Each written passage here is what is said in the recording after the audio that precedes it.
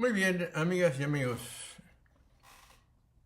En este video hemos escuchado a Pedro preguntarle al maestro cuántas veces debe perdonar al hermano, y Jesús le contesta que siempre, y nos enseña que Dios nos perdona siempre y debemos ser misericordiosos como Él lo es con nosotros. Así que comencemos.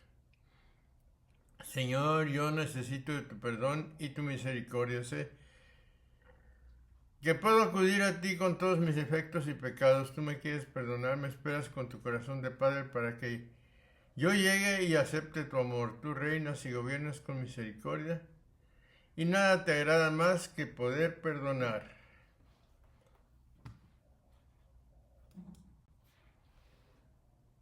(21) Entonces Pedro le dijo: Señor, ¿cuántas veces pecará mi hermano contra mí y le perdonaré? ¿Hasta 7 veces?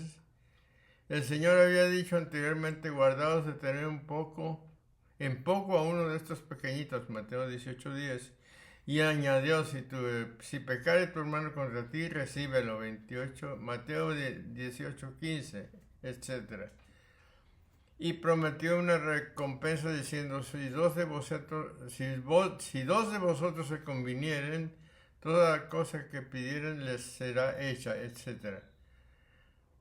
Provocado el apóstol Pedro por estas palabras, hace una pregunta y ve aquí lo que de ella se dice. Entonces Pedro, llegándose a él, dijo: Señor, ¿cuántas veces pecará mi hermano contra mí y le perdonaré? Etcétera. Y añade a la pregunta su parecer diciendo: ¿hasta 7 veces?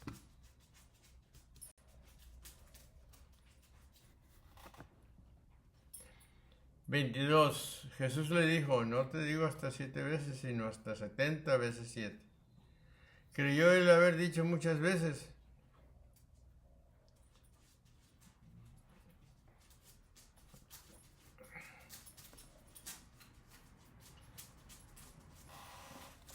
Pero ved la contestación de Cristo, amigo, del hombre. Jesús le dice: no te digo que hasta 7 veces, etc. Me atrevo a decir que pecare 70 veces, 8 veces, le perdonaré, y si 100 veces y cuantas veces pecare, perdonadle, porque si Cristo encontró 1000 pecadores y sin embargo a todos los perdonó, no debéis limitar la misericordia, porque dice el apóstol, Colosenses 3:13, perdonaos mutuamente las ofensas que hayáis cometido los unos contra los otros, como Dios os perdonó a vosotros en Cristo.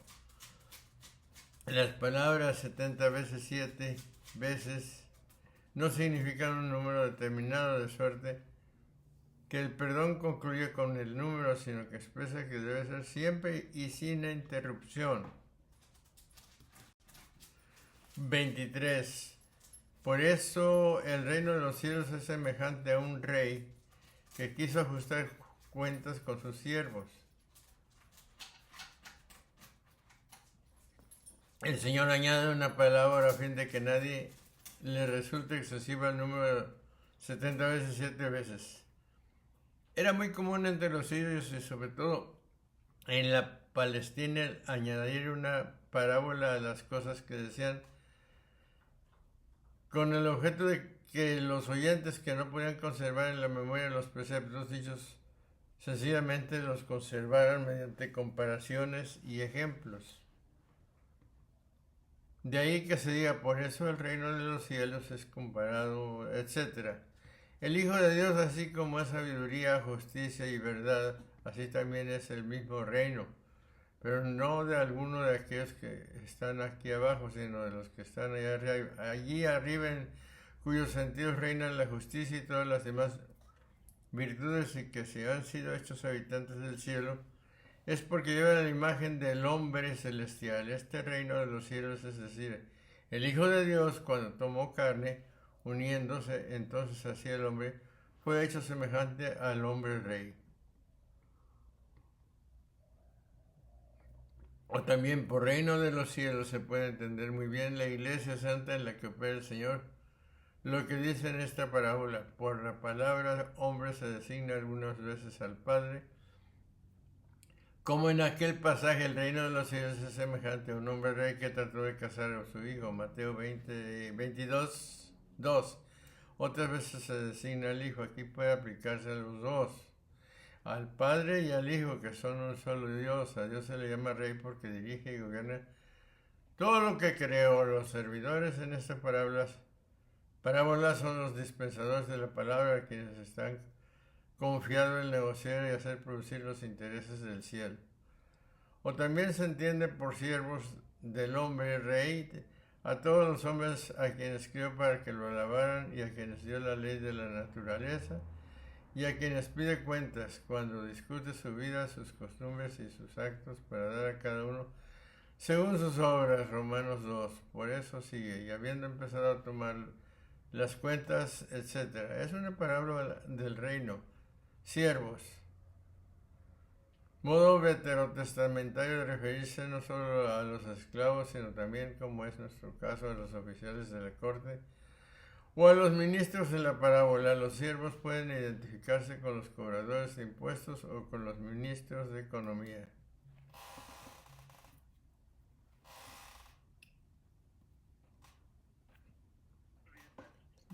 Sí. Bueno, Sí. oye, viejo, Sí. ¿te parece si vas teniendo la lumbre? Sí, ahí voy. Nomás termino la grabación, ahí voy. Órale, échale, viejo. Bye. 24. Y cuando comenzó a ajustarlas, le trajeron a uno que le era deudor de 10,000 talentos. Es preciso decir que como la ley es dada en 10 preceptos, él debía 10,000 talentos. Esto es, todos los pecados que se cometen contra la ley del Señor. El hombre que peca no puede levantarse solo con su voluntad y consiguientemente no tiene en sí nada para que se le pueda perdonar los pecados. De aquí lo que sigue: como no tuviese, etcétera, la mujer de Nesbes, la necedad, el placer de la carne o la visión. Uno que debía 10,000 talentos, literalmente una miriada de talentos, puesto que el talento de plata tenía un valor superior a los 1,000 euros, lo que quiere decirse por consiguiente que se trataba de una suma inmensamente grande: 10,000 talentos, más de 50 millones de pesos. 25. Como no tenía con qué pagar, mandó al Señor que lo vendiesen a él, a su mujer y a sus hijos, y todo cuanto tenía, y se pagase la deuda. Esto significa que el transgresor del decálogo debe sufrir castigos por su ambición y sus malas obras, representadas aquí por su mujer y sus hijos. Ese es su precio, puesto que el precio del hombre vendido es el suplicio del hombre condenado. 26. Entonces, arrojándose a los pies del siervo, postrado, le decía: ten paciencia conmigo y te pagaré todo. No manda esto llevado de un sentimiento cruel, sino de un afecto inefable, porque con esto quiere llenarle de santo temor y hacerle que se implique y no se venda. Resultado que se deja ver, por lo que añade: y arrojándose a sus pies el siervo le rogaba, etc. En las palabras "y arrojándose a sus pies" se ve la humillación y la satisfacción del pecador, y en las palabras "ten un poco de paciencia conmigo", la voz del pecador que pide tiempo para vivir y corregirse. Grande es la benignidad y la clemencia del Señor para con los pecadores conversos. Siempre Él está preparado para perdonar los pecados mediante el bautismo y la penitencia. Por eso sigue: compadecido al Señor, etc. 27. Y movido a compasión, el amo de este siervo lo dejó ir y le perdonó la deuda, mas no le perdonó las deudas antes de pedirle cuentas, para enseñarle cuántas eran las deudas que le perdonaba y hacerle de este modo más benigno para su consiervo. Todas las cosas hechas hasta ahora fueron efectivamente oportunas. Comprobamos que la parábola trata de evitar el abuso de la paciencia y la misericordia divina. 28. Al salir este siervo encontró a uno de sus compañeros que le debía 100 denarios, y agarrándolo lo sofocaba y decía: paga lo que debes. ¿Ves la sobreabundancia del amor divino? Pide al siervo que se le prolongue el tiempo y él le concede más de lo que le pide. perdonándole y concediéndole todas las deudas. Incluso hizo más, quería darle desde el principio, pero no quería que su donativo viniese solo, sino acompañado de las súplicas del siervo, a fin de que no se retirase sin mérito personal. Confesó sus deudas y el Señor prometió perdonárselas, suplicó arrojándose a sus pies, y comprendió la grandeza de sus deudas, pero lo que después hizo fue indigno de lo primero, porque sí, habiendo salido allá uno de sus consiervos que le debía 100 denarios y trabajando de él le quería ahogar, etc. La parábola se desarrolla en 3 actos. En primero entre el rey y su ministro, el segundo entre los mismos ministros y el tercero retorna al rey y su ministro. 100 denarios, menos de 100 pesos. Esta es una suma enormemente inferior a la que debía él a su amo. 29. Su compañero, cayendo a sus pies, le suplicaba y decía: ten paciencia conmigo y te lo pagaré. Pero aquel siervo malo, ingrato y inicuo no quiso perdonar lo que a él, que no lo merecía, se le perdonó. Sigue el pasaje: y trabando de él, le quería ahogar diciendo: paga lo que debes. Esto es, insistía con energía para que le pagase lo que le debía. Cuando se dice que salió, no se entiende que fue después de pasado mucho tiempo, sino inmediatamente, resonando aún en sus oídos las palabras del beneficio, gozó maliciosamente del perdón que le dio su Señor. Lo que después hizo se ve por lo que sigue, y arrojándose su compañero a sus pies le rogaba diciendo: ten un poco de paciencia, etc. 30. Mas él no quiso y lo echó a la cárcel hasta que pagase la deuda. Pero el ingrato siervo no respetó las palabras que lo salvaron, porque sigue: mas él no quiso. Esto es, de tal manera se encendió en cólera que llegó al punto de querer ser vengado y lo mandó a la cárcel hasta que le pagase la deuda. Es decir, que después de prender a su hermano se vengó de él. Ved la caridad del Señor y la crueldad del siervo. El primero perdona 10,000 talentos y el segundo no quiso perdonar 100 denarios. El siervo pide a su señor y obtiene el perdón completo de toda la deuda, y al siervo del compañero le suplica que le dé tiempo para poder ganarlo, y ni aun eso le concede. 31. Pero al ver sus compañeros lo ocurrido, se contestaron sobremanera, fueron y contaron a amo todo lo que había sucedido. Se movieron a compasión de los que no debían, y por eso sigue. Y viendo los otros siervos, sus compañeros, lo que pasaba, se entristecieron mucho. Se entiende por consiervos a la iglesia, que liga a unos y desliga a otros. También pueden entenderse por consiervos a los ángeles, a los predicadores de la Santa Iglesia, o cualquier fiel que al ver que un hermano suyo que ha conseguido el perdón no quiere compadecerse de su consiervo, se entristece a causa de su perdición y sigue a contar a su Señor todo lo que había pasado. Ciertamente vienen, pero no con el cuerpo, sino con el corazón, a contar a su Señor su dolor y a manifestarle sus tristezas. 32. Entonces lo llamó su Señor y le dijo: mal siervo, yo te perdoné toda aquella deuda, como me suplicaste. Sí, entonces le llamó Señor, etc. Le llama ciertamente por la sentencia de muerte y lo manda a dejar este mundo, diciendo: el siervo malo, te perdoné toda la deuda porque me lo rogaste. 33. ¿No debías tú también compadecerte de tu compañero, puesto que yo me compadecí de ti? Y a decir verdad, no le llamó siervo malo cuando debía 10,000 talentos, ni tampoco le injurió, sino que se compadeció de él. Por el contrario, cuando correspondió con ingratitud, entonces cuando le dice: siervo malo, esto es lo que significan las palabras: pues no debías tú también tener compasión, etc. Y es digno de saberse que no se lee que aquel siervo diese a su señor respuesta alguna. En esto se manifiesta que se dará toda clase de excusas en el día del juicio y enseguida después de esta vida. La Iglesia debe considerar como uno de sus deberes principales en cada etapa de la historia, y especialmente en la edad contemporánea, el de proclamar e inducir en la vida el misterio de la misericordia revelado en sumo grado en Cristo Jesús. Este misterio no solo para la misma Iglesia en cuanto a comunidad de creyentes, sino también centro sentido para todos los hombres, es fuente de una vida diversa, de la que el hombre expuesto a las fuerzas prepotentes de la triple concupiscencia que obran en él, está en condiciones de construir precisamente en nombre de este misterio. Cristo nos enseña a perdonar siempre.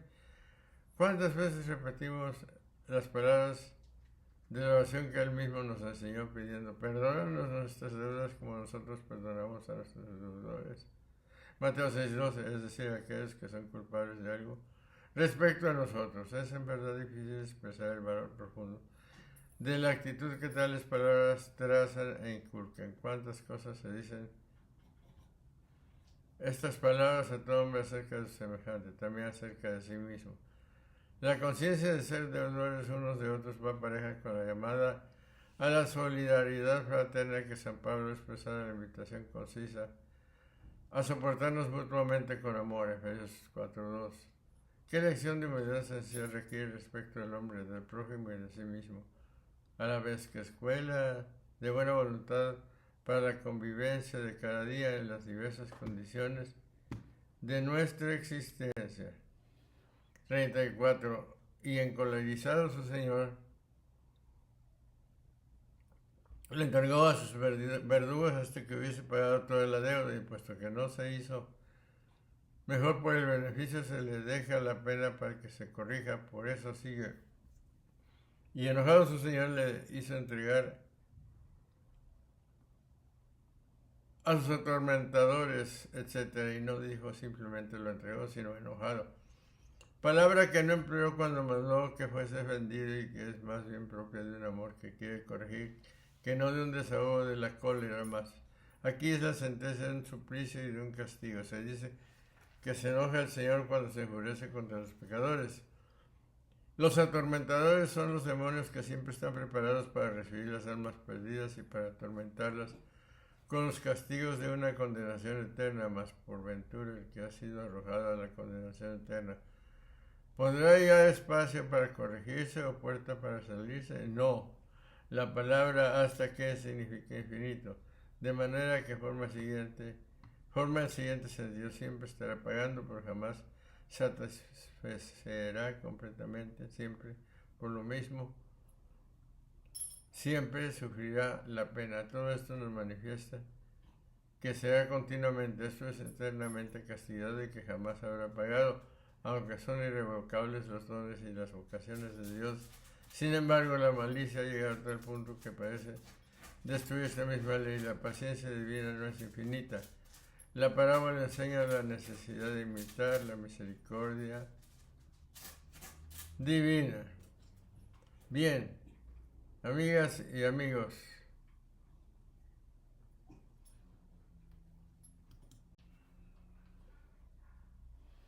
(35)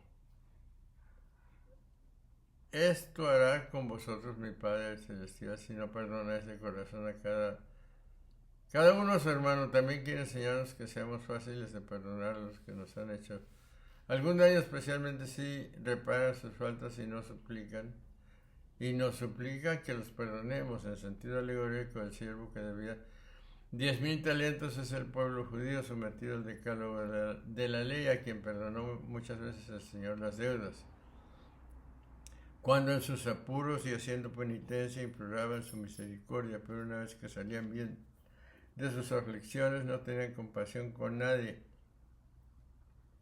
y exigían con rigor cruel todo lo que se les debía. No cesaban de maltratar al pueblo gentil como si les estuviera sometido. Le exigía la circuncisión y las ceremonias de la ley como si fuese deudor suyo, y atormentaba cruelmente a los profetas y a los apóstoles que les traían la palabra de la reconciliación. Por esta perversa conducta los entregó el Señor en manos de los romanos, para que molieran hasta los cimientos de su ciudad, o en manos de los espíritus malignos, para que los castigaran con tormentos eternos.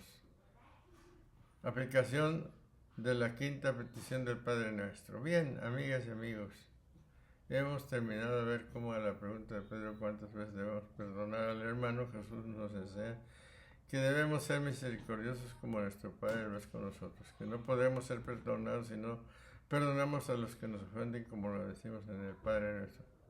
Así hemos visto la instrucción de que Jesús nos da, que sea para nosotros de provecho este video.